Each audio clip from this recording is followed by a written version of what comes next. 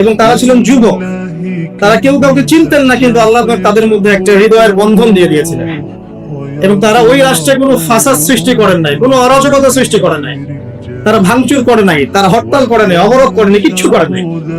তারা তাওহীদের দাওয়াত দিয়েছে, মানুষ কবুল করে নাই, তাদেরকে আলটিমেটাম দেওয়া হয়েছে, দিন পরিবর্তন করো, না হলে তোমাদেরকে মৃত্যুদণ্ড দেওয়া হবে। তারা আস্তে করে সেখান থেকে চলে গিয়েছে, জাহেলিয়াত থেকে টোটালি ডিসকানেক্ট হয়ে গেছে।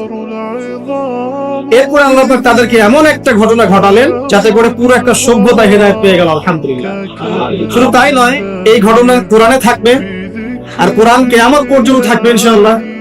যত মানুষ কোরআন তেলাওয়াত করবে ইনশাআল্লাহ সবাই এই ঘটনার আলোকে হেদায়েত পাবে ইনশাআল্লাহ। তো দেখুন, অল্প কিছু মানুষকে দিয়ে আল্লাহ পাক বড় কমিউনিটিকে হেদায়েত দিতে পারে। তাদের দোয়াটা আমরা সবাই করি আজকে।